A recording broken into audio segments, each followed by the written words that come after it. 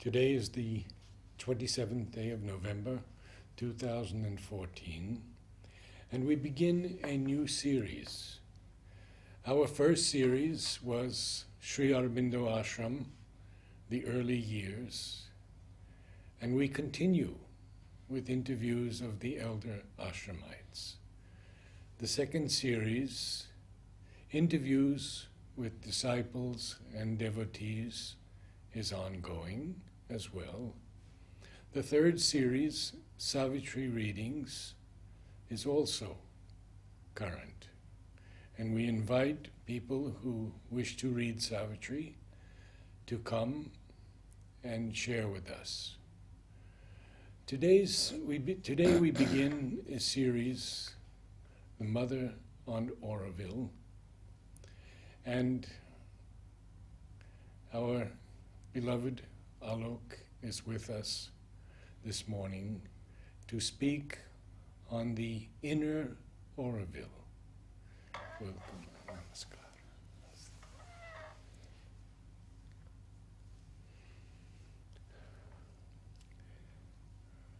I think the need for this subject comes up because very often we as human beings have a tendency to get too much tied to the external forms and names of an institution and forget the inner reality. So when this happens, then over a period of time, everything has a tendency to become a religion, a cult, and lose the spirit that gave birth to it. And Sri Aurobindo cautions us about this abundantly in the human cycle and other places. The mother has spoken about it. One can literally make even a religion out of no religion. So this human mind, it's not, that's how we are. We like to hold on to something very external. And the other side of this is that if things at the external level or the outer plane are not up to what we think they should be, to start with, our own ideas are very often thoughts of ignorance, which we think these candle lights are sunlights, but nevertheless, we get distraught, we begin to lose hope, and we wonder what we should do or should not do, whether there is any truth at all, because human mind begins to look into the depths through the surface, and therefore what it sees is very vague hints and small glimpses and not the real thing. Whereas the true vision has to be from within outwards, from above downwards. It's like a top-down view and the within outward view.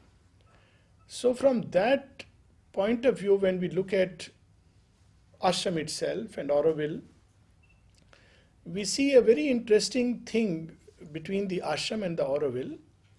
The ashram, it seems, as it were, has been an effort, initially at least, at creating the ground for precipitating the Gnostic individuals.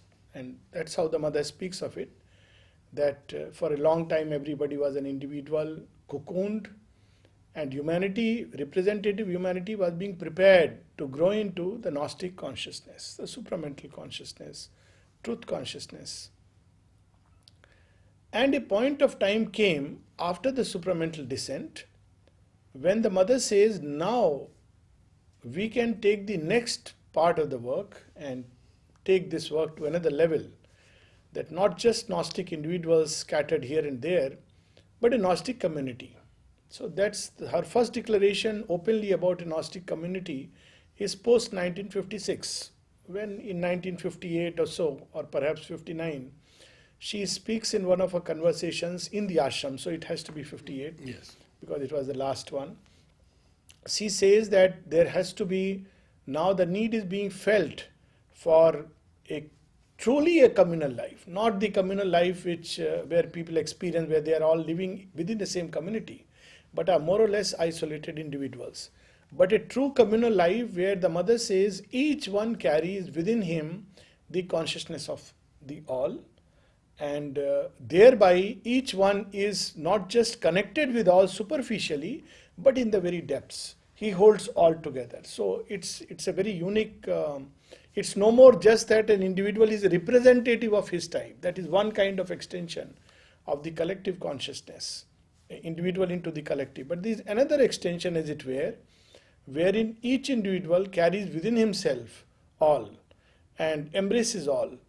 And therefore, though he is an individual and his individuality is very much there, but there is simultaneously within him also a kind of connection with the all which is much deeper, at a much deeper level.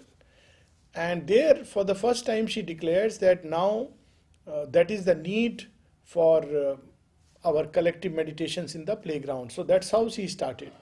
That now the meditations, collective meditation in the playground, where she says, I am mixing everybody's consciousness so that everyone can come together and rise together. So it was a very unique experiment. Its flip side was that individuals began to feel as if some of them who had really done genuine, sincere sadhana, that suddenly as if the general consciousness has come down. But in fact, the general consciousness was going up. But the individual consciousness felt a kind of letdown because they were sharing now. It's no more their own. Whatever they gain, everybody shares.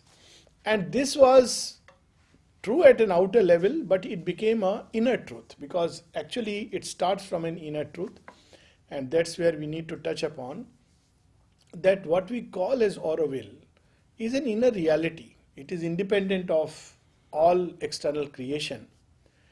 Just as we can also say that human unity is an inner reality, whether we like it or not, whatever way, whatever differences which have come up through evolutionary process, and that is very important because nature loves to create diversity in oneness.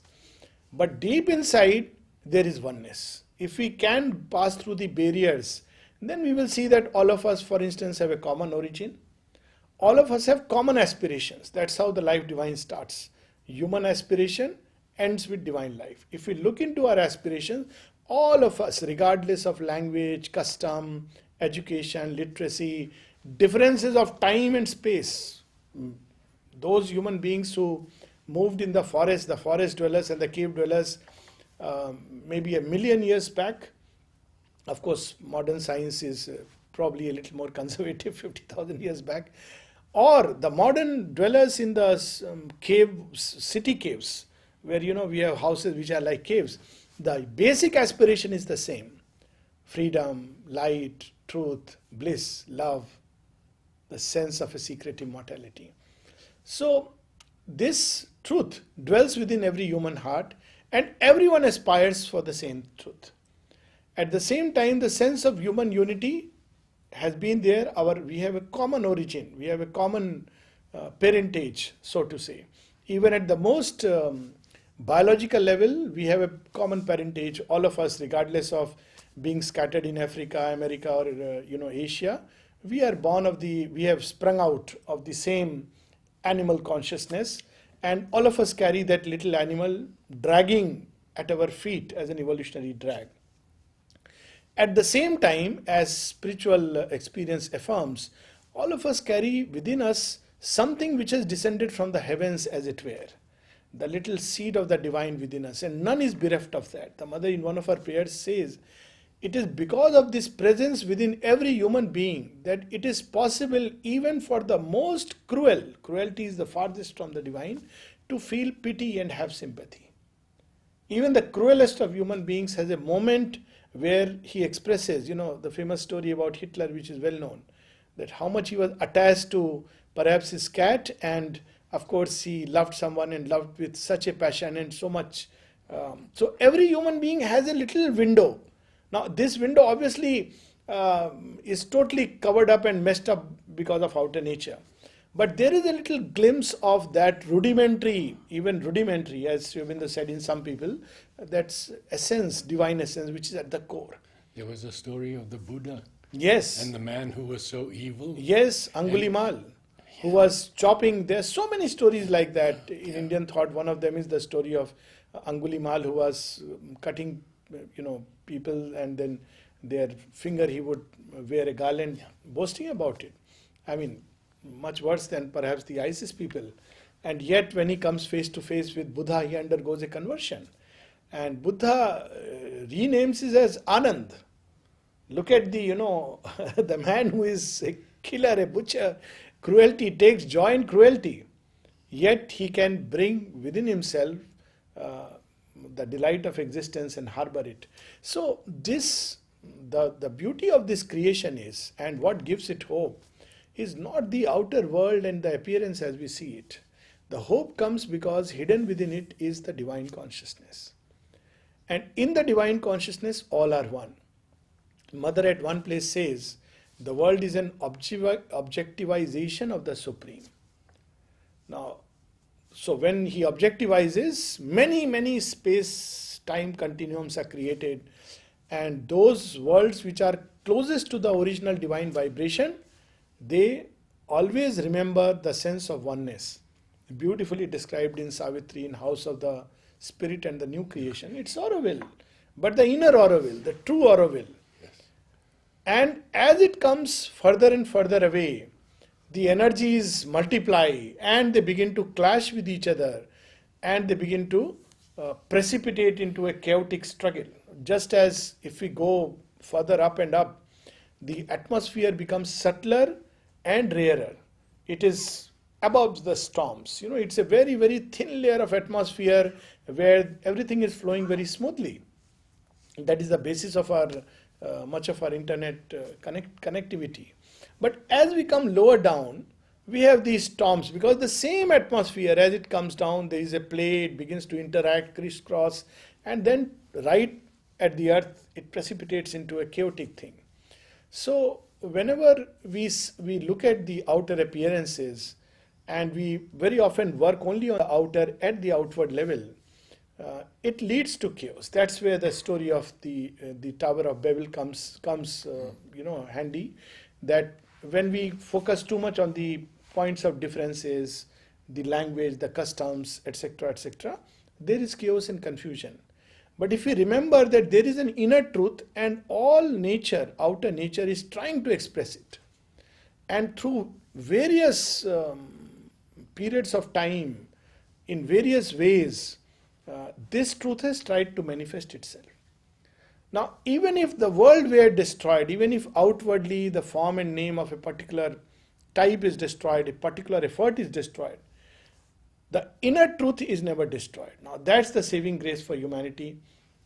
Just as for an individual, the inner soul is not destroyed and it comes back, so also for a collective experiment, the soul is never destroyed of that particular experiment.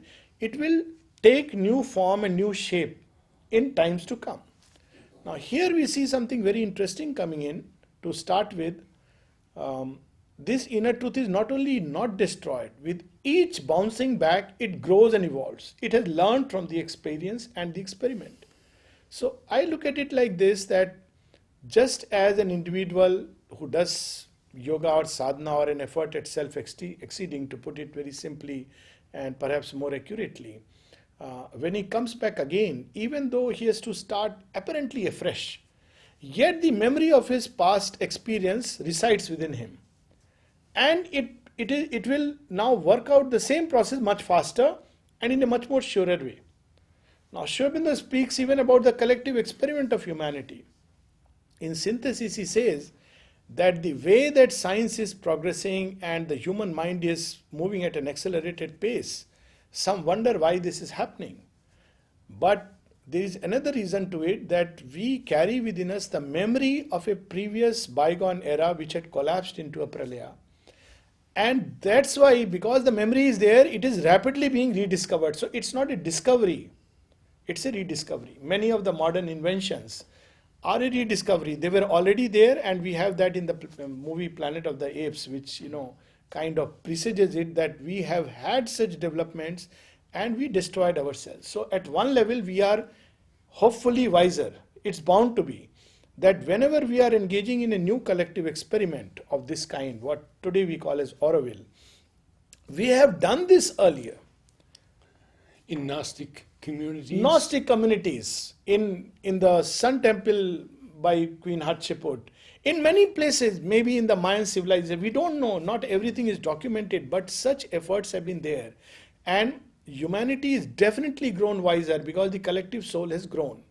Now, another reason why we can believe that humanity has grown wiser is because this is the time when for the first time this experiment is being conducted directly under the supervision of the supernature. Normally, nature picks up the seed of an idea of truth, what Sri Aurobindo calls as the real idea, which is in the supermind. It picks up and it tries to replicate it. It's like an artist who is trying to replicate. We just saw some beautiful pictures. Now, there are beautiful pictures, replications of, what Sri Aurobindo and the mother look like. And there are some very crude pictures, but they are all attempts to replicate an inner reality. Sri Aurobindo and the mother are in inner reality, and even their very body was not able to, and the mother speaks about it, that this body is a limitation.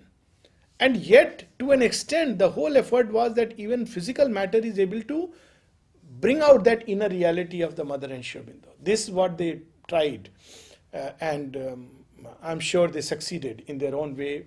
Whether we have eyes or we develop it over a period of time, that's a different question. So same way, every effort of humanity or nature has been to pick up a seed idea of a collective unity and manifest it. Now, there are some crude ways to manifest it. For instance, religious groupings. That's also a way to manifest human unity. But unfortunately, where the problem comes, my religion and me alone. So, individual ego becomes a collective ego. And the ego, individual and collective, becomes a big barrier to this manifestation. Just as the individual ego becomes a barrier to manifest the soul impulsion. Because the ego always has preferences, wants things this way, that way, and therefore comes in the way of a direct and pure soul manifestation. There's a very nice little story which, I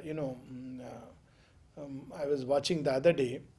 This, in our in Puranic legends, Kartikeya represents the psychic beings. Sri Aurobindo has spoken about it, the inner fire. And once he has to fight a battle where his own maternal uncle is poised on the other side, and he fights with a total detachment, just as his kartavyam karma, and he kills him. But after that, when he hears his own grandmother weep and feel sorry and miserable, he is also filled with anguish. And he goes to Shiva and say, when I did the deed, it was so beautiful. I had no such thoughts. But what happens later? Why am I filled with this sense of remorse? So Shiva says something very beautiful. He says, when you did the deed, you were detached. But you could not detach yourself from the consequences that followed. It's something very amazing that it is not enough to remain detached during the deed, but we have to be detached from the consequences that are going to follow. There are a lot of people who come in a state of inner detachment and genuine aspirations towards the divine. But it has repercussions. It has repercussions on family, it has repercussions on surroundings, the society, and they're not able to take those repercussions. So this is a very complex movement that inner truth tries to manifest, but the ego comes in the way. Now, why we are not able to detach? Because the ego prefers certain things. Oh, by my actions, some people should be happy, nobody should be sad, etc., etc. So same thing happens with a collective realization that the big barrier that comes in the way is not just the individual ego, but the collective ego. The ego of belonging to a certain race, to a certain country, to a certain nationality, to a certain way of looking at life, to a certain way of thought. And if you really look at it, some of the first fight that took place within Auroville was basically this at its root, it was this, that people couldn't understand each other's way of living, each other's way of thinking. And they fought because each one thought his way is right and things should be in a certain way. And the other person thought, no, my way is right. Each one understood freedom in their own way, just like the Tower of Babel. And therefore they would come to mother, and when we look at mother's answer, they are very, very beautiful. She gives space to everyone, at the same time makes it very clear, that what she wants. So all of these things we will cover yes, in the coming months you must have from mother's writings. Yes, you must have, I'm sure, experienced these things firsthand. But if you really look at the core of that struggle, the fight, one of the main chief causes was that the groups which came, they didn't understand each other. They were so different, so diverse, and people lost hope. Whereas Sri Aurobindo would tell us that it is the method of nature that it starts with a discordant note and ends with a greater harmony. So it had to start that way. What else you expect? And I feel because of that great event which took place in 1968, the effort of the inner truth of Auroville, it started manifesting upon earth. And what we call today as acculturation or transcultural movement, so-called globalization, which has whatever the flip downside, but also its other side, I think is a result of Auroville. We may not see it directly in Auroville. Again, very often people wonder, because world over people see progress. For instance, in coming together of communities, and they wonder why things are not so good where the experiment is going on, whether it be ashram or Auroville, anywhere. So I have a different take on this. Now the take is like this, that in a tree, where do you actually see the beauty? You see it in the fruits and the flowers. They're the culmination point. But that beauty and that taste in the fruit and the flower is the result of the roots which have gone deep inside the earth. Do not analyze the lotus. Do not analyze the lotus. And these roots are constantly busy sucking the sap, and even from the waste they are busy taking out that which is life-giving. So Auroville and ashram are roots. Because they are roots, the waste has to be fed there. They have to take, it's the task. Everybody who joins the Sri Aurobindo ashram or joins Auroville, I feel should be very conscious that it's not a place where you showcase products, fruits and flowers. That's for the world. But here is the place where the waste of human nature, the darkness, the dingy soil, there the roots have to work. Hold on to the earth while aspiring to the sky. The crucible of a new humanity. Crucible of humanity. And so if you look for results here, you may not find it immediately. Because this is where the roots are. If you go into the roots and say, where are the fruits and the flowers, you don't find it. And yet the vibration is worldwide. It is transmitted. Universal. Yes. So there is an Auroville which is deep within creation. The true Auroville. Yes. We have no name for it. Sri Aurobindo calls it the house of the spirit. Yeah. He calls it the new creation. And the new creation. Yes. And there are efforts of manifesting this. Now for the sake of convenience we use the word Auroville, of manifesting this inner reality of oneness, not just human oneness, but oneness with creation. And this effort has taken various forms, and it is spread through centuries and millenniums of human effort. Yes. And finally, because this effort was through lower nature, therefore it was destined, it was clumsy to start with, and it was foredoomed to failure after a point of time. It did its good in its own time. Even a religion which today is, the cause of so much global destruction, like Islam, in its origin, brotherhood of mankind, and look at what happens over a period of time. But its origin, it was very nice that, human beings are one and let's create brotherhood. What beautiful impulse. Yet these were imperfect efforts done by, yogis who saw some glimpse, but they didn't have the ultimate truth in their hand. When I was very young, I read a lot of Rudolf Steiner. Yes. And near my home was Threefold Farms, where they were actually practicing the biodynamic research. And it was extraordinary. I know that Mother didn't say the best things about him. Yes. But this work had repercussions all over the world. Absolutely. And even the Mother didn't say that was in a certain context. And we have to take it in this way, that when the divine uses certain terms, whether it be gods, titans, asuras, he is using these terms in a certain way and they get totally distorted in our own consciousness. So if I don't like somebody or his ways, he's an asura.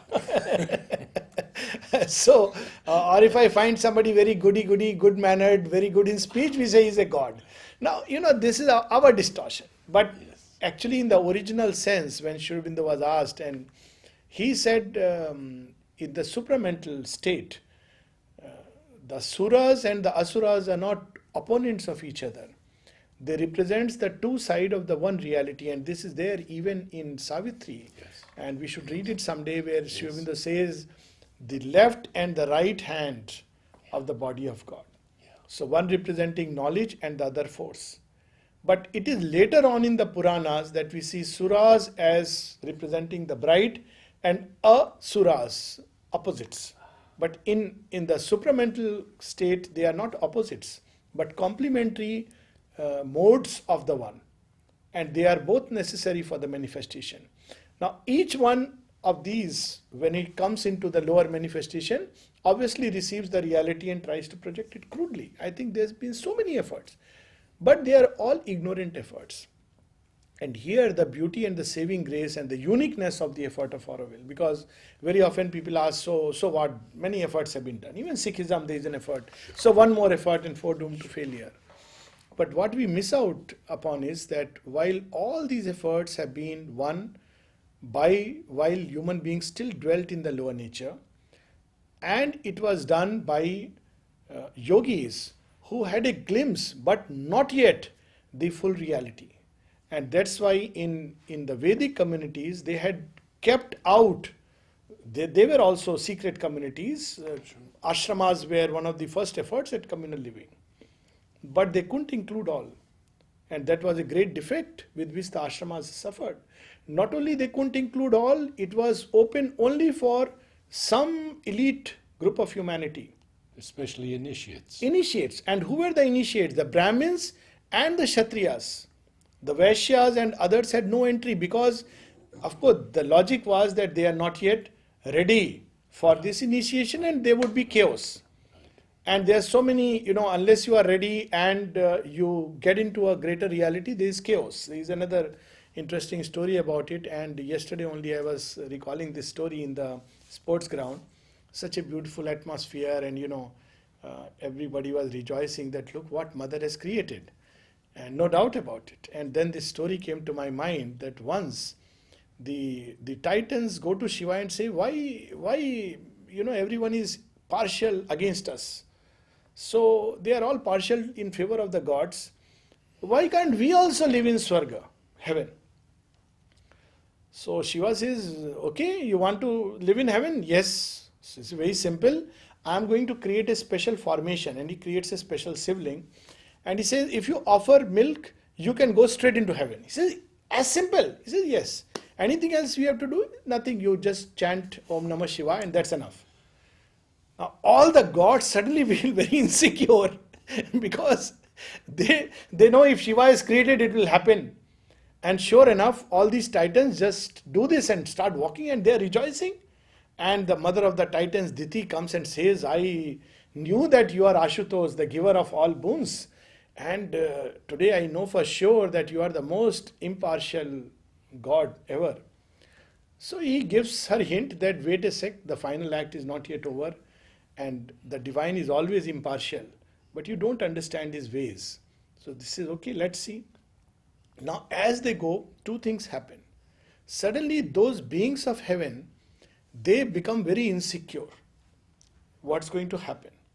And the Asura carry their own ways there and now want to possess the wealth which belongs to everybody. In heaven, everything belongs to everybody, just like Ashram and Auroville. But here, they feel, no, what if tomorrow? So they go to an extreme extent, and some group of them actually ends up stealing Kamdhenu, the giver of all boons. So they say, let's keep this cow with us and we will become the most powerful. And eventually there is a downfall, the story follows and they are out. And then Shiva gives this inner truth very beautifully. Heaven and hell are within us. The true, and if this inner reality is not realized, if we try outwardly, ignorantly, it will not work out. So mere admittance to an ashram on Auroville is not enough. It's very easy to get an admittance. You live there for I think few months. You fill up a form. Something similar happens now in the ashram. Earlier mothers had the vision and she would say yes or no. Now there are many other factors which are bound to come. Nobody's fault because human nature is like that. But it doesn't matter at one level. You may be right next to divine. And if inwardly you have not worked upon, you will be miserable. There were people who were miserable. And even in paradise, you will begin to find faults and be unhappy and miserable. But the other part, that's why the mother insisted so much that to create this Gnostic community, which the Auroville is, it's not so much externally, it's not so much about building roads and building things outside. Well, they are there, but most important is to build the inner being, to free it from the clutches of the ego. And repeatedly she reminded, we want a race without the ego. And if this work is not done, the outer work will collapse like many previous efforts. So there have to be at least a group of people who are working upon the ego. And I am sure there are people, at least I know here in Ashram and Auroville both. It may not be visible, they may not talk about it. They are working very quietly, subtly upon their ego and desires. And they are the real roots, unseen roots. They are facing an inner battle. And there is the external manifestation. The more people work within, the more it will express outside. So this is how it works from within outward. Another difference is that for the first time we see not nature but supernature, what Sri Aurobindo termed as Adya Shakti. She steps into the forefront. Yes. And she takes charge. So mother not only took charge and simply spoke about forming a Gnostic community with some do's and don'ts. In fact, she gave utter freedom. And she gave a kind of a plan in great detail, allowing humanity to execute it. Naturally, they will have their own limitation, but to work it out through a process of time. So this is a big difference, because this time at the material level and at every level, it is the Divine Mother herself who has stepped out, and not just ignorant nature, and from behind the veil the working is going on. And the third and most important factor, and that's where we see the difference even in the Vedic efforts and today's efforts, that we have the supramental truth consciousness. Yes. And that was not available. So all these efforts were foredoomed to failure, yet they were necessary to keep the ball moving. In a relay race, who wins? At one level we may say the last man who ran, but actually everybody wins even though they stopped. So it's the whole collective effort of mankind which finds culmination in Auroville. And most importantly, and that's something very, very unique about Mother and Sri Aurobindo, and very difficult for many persons to understand. This time they have included in their great supramental boat, the Noah's Ark, every specimen of humanity. A big difference from the Vedic schools of Gnostic community, where only certain type of humanity, elite, were accepted. But here this time they have brought, and their letters of Sri Aurobindo, I think one of them written to Eleanor Montgomery. Yeah, when she was going to come, and she says, this ashram is a lab, as X puts it. This long letter, this is the last part of the letter. And there he says that all kinds of people had to be brought here so that the problem of humanity is variously represented. So if they were left outside in ancient communities, this was the big problem. And therefore they could never include, because the same problem would come up like Shiva. They go into heaven and they end up making it a hell. But now they could do it because the ultimate power, the ultimate truth they had with them. So they could do it. In Raman Ashram, some great yogi, I forget his name, was asked by someone that, here we have so much segregation, men, women, all these kind of things. But in Sri Aurobindo Ashram, there is no such thing. There is so much freedom. How do they manage it? What are your thoughts? So you have a very beautiful answer. He says, that's because they are divine, so they can handle it. Anywhere else it would collapse.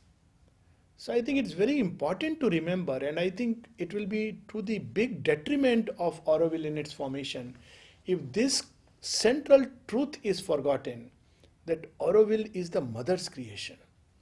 And it is the divine who is building Divine who is building it. And I think this is a very small thing. Looks like, oh yes, we know it. Yeah. But we forget it. The moment we believe we are building Auroville, gone. The moment we believe we are doing sadhana, gone. But if you remember that it is the mother, divine mother's creation, she is building Auroville. And it doesn't matter how many efforts, how many things come and go, she will build it because she is bound to realize. And one last thing which is very important, why have past efforts finished? Apart from these three causes which I have just listed, that the supermind was not there and it was working through nature, even though the yogi had glimpsed it, he had not yet realized fully, and the effort was through lower nature, so it became a religion or a cult or sect. Apart from these things, it's very important to understand that this time these efforts failed. One reason was that they became too rigid and they didn't have the plasticity to evolve. And that's why institutions finish. This is a big problem in every institution. As Sri Aurobindo crystallize, formalize, and Sri Aurobindo pointed out that when he said, building a church over the body of Christ. And it happens everywhere. Now the truth that they bring is vast, infinite, free.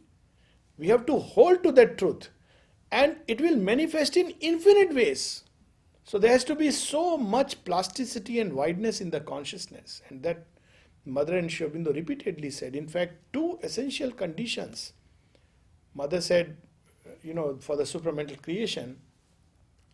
She said they were not moral and ascetic qualities, and people were shocked. What is Mother speaking about? So what is needed? She said wideness, plasticity, and immobility. What a great truth. So inwardly we have to be wide and be plastic to flow with the evolving current. Auroville, ashram also, they are not finished product. We make a big mistake of believing they are finished product. And now we have to just live in that city, maybe keep on doing little bit tinkering, make another cottage here and this thing. They are not finished product. The day something is a finished product, that means its day is over. That's what happens. The day human beings believe that they have stopped progressing, Mother says, then death comes at the doorstep. So we say, why have you come, sir? Death says, well, you said you have finished.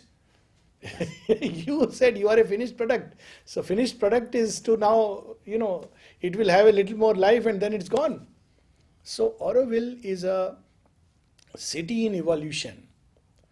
And that's where something very interesting comes, which Mother mentioned, that it is a place in transition. And she said something very powerful there. We would like to have a whole country. If we look at her vision, it's amazing. She has a vision of many things. And then she says, well, for that we would need a whole country, at least a small country. But since we can't have that at our disposal, we have to be content with a small plot of land. And then she says, well, it means that it is something in transition. These words pregnant with meaning at several levels. It is a start and not the end. Same thing happens with the ashram. Many people believe it's the end. It's the beginning. A small beginning, a camp of God pitched in human time. And a palace with orchards and gardens, it has to spring up. So this Auroville is the first effort at manifesting the inner truth by the Divine Mother herself. And now this Auroville is no more confined only to a geographical space and time. It is spread everywhere and lives in the heart of humanity. Wherever there is an aspiration towards unity and oneness, Not just human unity, because that can become another collective ego, but oneness with creation, connectedness with everything. That concept is also coming up. Wherever human beings look to the beyond and aspire for becoming more and more its channels, instruments, something greater, something higher, something more beautiful, wherever there is an effort at humanity towards self-exceeding, there Auroville exists. And there Auroville is manifesting. Maybe in a small family, maybe in a little bit relationship, maybe just isolated individual sitting on a mountain top, we don't know. As Sri Aurobindo says, creates French Revolution. Yeah. So there Auroville exists. And that reality is bound to grow and bound to manifest. Because the decisive turn has been taken and Auroville, the inner Auroville, is bound to manifest. But if we can evolve the structures as human consciousness evolves, the better it is. The name of the school the mother gave, just one last thing. Yeah. When mother was asked to give name for the school, she said, the last school. Yeah. And yes. I think we have opened a couple of schools after that. That's how human beings are. The last school. Fed up of all this. Do something new, something more consistent. Universal education, find a way and means, and it can be done. Yes. If humanity wants, it can be done. But we still go back to the structures, the frames. Yeah. We cannot become free. We feel comfortable in those comfort zones. And I think to step out of the ego is to step out of all these comfort zones, individually and collectively, in which we entrench ourselves. And to end with what Nolita once said, that there is an inner ashram and there is an outer ashram. And there are some who are part of the inner ashram, but not necessarily in the outer ashram. And vice versa. We know Mother spoke about the supramental boat. Yes. And she said, some of them I recognize who are here. And there are some whom outwardly she does not know. But they are there. Obviously, they were there in the boat. So we may equally say that merely being a resident of Auroville or ashram is not the real thing. The real thing is to carry Auroville and ashram inside the heart, and then wherever we go, the ashram and Auroville will be there. Wonderful. I think these are just some thought of sharing. We are now going to read the Charter of Auroville in English, Sanskrit, and Russian. And in this series, in the future, hopefully we'll cover all of the 16 languages that were read February 28th, 1968. 28 to 1968, Auroville Charter. Auroville belongs to nobody in particular. Auroville belongs to humanity as a whole. But to live in Auroville, one must be the willing servitor of the divine consciousness. Auroville will be the place of an unending education, of constant progress, and a youth that never ages. Auroville wants to be the bridge between the past and the future, taking advantage of all discoveries from without and from within. Auroville will boldly spring toward future realizations.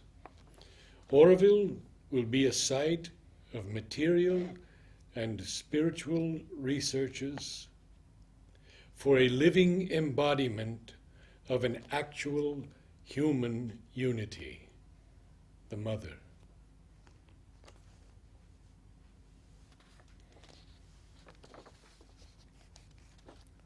Sanskrit 28 फरवरी 1968 ऑरोविल नगर शासनम एकम न कोपि विशिष्ट ओरोविल नगरस्य स्वामी भवन्ति। ओरोविल नगरस्य स्वामी समग्र मानवकुलम्। किंतु ओरोविल नगरवासार्थं देव चैतन्यस्य स्वच्छंद सेवकेन भवितव्यम्।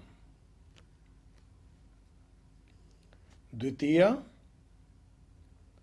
ओरोविल नगरम निरवधि शिक्षाया नित्याभ्युदयस्य निर्जर यौवनस्य च आयतनं भविष्यति। तृतीय, ओरोविल नगरम भूतभव्ययो सेतुतात्मन ईहति। बाह्याभ्यंतर सर्वा विष्कृतीनां लाभयाहि ओरोविल नगरम भव्यानुभूति हृदयस्य साहसेनोत्यति भविष्यति। चतुर्थ, ओरोविल नगरम प्रत्यक्षीकृत मानुष्येकस्य सजीव मूर्ति धारणाय क्रियमाणान् आदि भौतिक आध्यात्मिक सत्यान्वेषणा यत्नानां स्थलं भविष्यति। श्री माता।